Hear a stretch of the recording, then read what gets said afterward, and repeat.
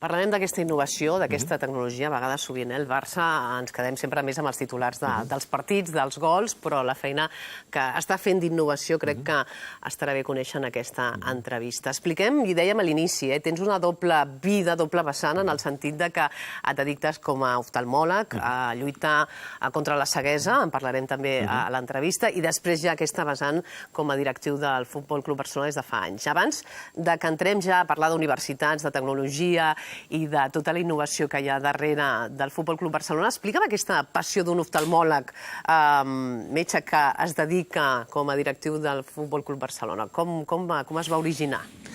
A veure, jo tinc la sort amb el càrrec que tinc al club, com a directiu de fa ja bastants anys amb l'àrea de medicina, amb l'àrea mèdica, es junten dues coses. Una, la meva professió, que és ser metge, i l'altre, el meu hobby més important, que és fer esport. Aleshores, la medicina pot fer molt per l'esport, la medicina esportiva quantifica, i amb el tema de rendiment es pot parametritzar tot. Avui en dia podem quantificar moltíssim el rendiment fisiològic, paràmetres, per exemple, en ciclisme, de potència relacionats amb la freqüència cardíaca, amb el pendent... Tot es pot numeritzar, i en futbol i en els altres esports també. Aleshores, posar la medicina al servei de l'esport i viceversa, doncs a mi vaja, són les dues coses que m'atrauen més.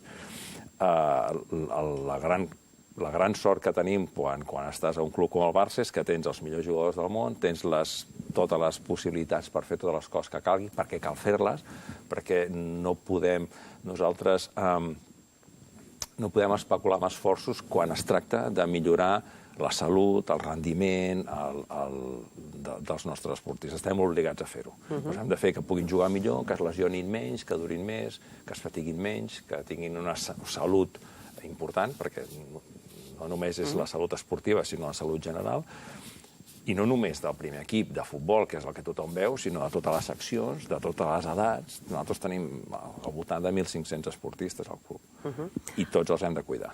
Molt bé, anem a explicar amb exemples. Llegia fins i tot en el tema mèdic i tecnològic que els jugadors del Barça tenen actualment una aplicació en el seu mòbil que els indica, segons el temps que fa l'esport que han fet, quant de líquid han de beure al dia. És així que tecnològicament ho tenen tan marcat?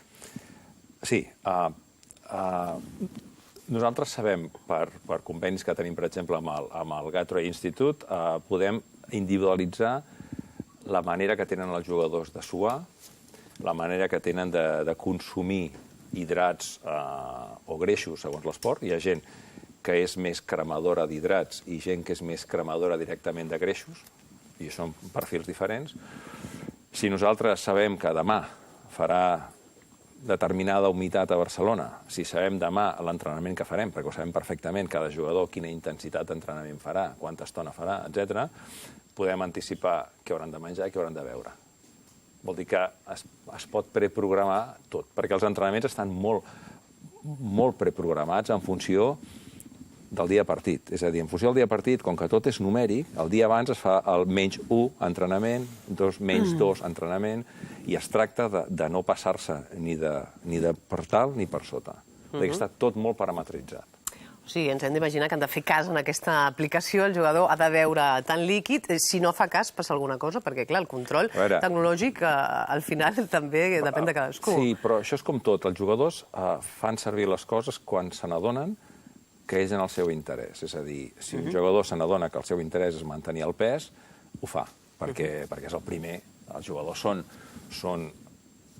són molt competitius i el que busquen és guanyar i competir i jugar. I si no, veiem la cara que posen quan se'ls treu del camp. No els agrada, ells volen guanyar, guanyar i guanyar. Són màquines de guanyar. I quan una màquina de guanyar li dius que si fa això guanyarà més, doncs ho fa. Aleshores, el mèrit o l'esforç quin ha de ser convèncer un jugador de les coses que li seran útils. Temes de menjar, temes d'alimentació, temes de suplementació, temes d'hidratació, temes de pes, temes de força, temes de gimnàs. Quan el jugador entén que això és amb el seu benefici, naturalment que ho fa. De moment hi ha aquesta aplicació, suposo que en teniu pensades moltes més. Alguna que es pugui avançar? Més que una aplicació, el que nosaltres hem participat molt proactivament i hem ajudat que s'acabi adoptant, que sigui legal fer-ho servir en els partits, són el tema dels GPS. Amb els GPS nosaltres podem saber totes les dades d'un jugador. Com corre, com accelera, com frena, com salta, com tot. Com 150 dades després de cada partit. I per l'estil d'entrenament del Barça és molt important, perquè el Barça, tradicionalment, el seu sistema de jugar és entrenar amb la pilota. No, el Barça no entrena fent curses de 100 metres o entrena amb la pilota i és molt difícil quantificar l'esforç i l'esport o el rendiment quan està jugant amb la pilota. I gràcies al GPS ho tenim. I serveix per les dues coses. A vegades hi ha hagut jugadors que se'ls ha dit has d'entrenar massa intens. Avui no tocava tanta intensitat. I això ens dona molt bé el GPS.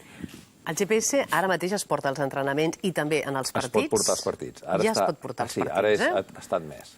Bastant més. Per tant, els porten els jugadors en els partits ara mateix. No, a vegades no sempre, depèn de l'entrenador, depèn de les necessitats que hi hagin, però ho poden portar. Perquè això vol dir que genera una informació Big Data, no? Seria la informació Big Data del Futbol Club Barcelona, que és un programa que tinc entès que es diu COR, i per tant, amb aquest programa COR...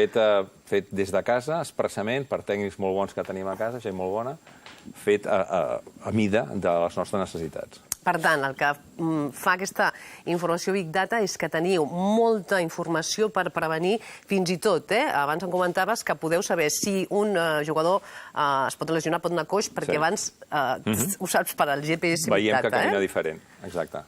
Aleshores, què passa? I com molt bé dius, quan tu utilitzes tecnologia, necessites molta tecnologia per digerir-la. És a dir, si ara un jugador, 11 jugadors, quan surten del camp, surten just pel vestuari i tens 150 dades, no hi ha entrenador que ho pugui gestionar sol, les 150, ni els seus assessors. Aleshores necessites sistemes intel·ligents de gestionar aquestes dades, que te les digereixin i que te les facin aplicables i útils.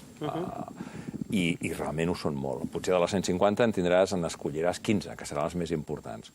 Però el feedback que et donen és molt, molt important per poder gestionar els entrenaments, com et deia, les càrregues, que han de ser molt precises, per poder gestionar el retorn d'un jugador. Un jugador pots deixar que jugui inclús encara no estan 1000 per 1000 recuperat, perquè pots especular molt bé amb les càrregues que li seran bones per recuperar-se millor. I això ho tens, ja no és intuïtiu, sinó que ja és numèric, tot numèric.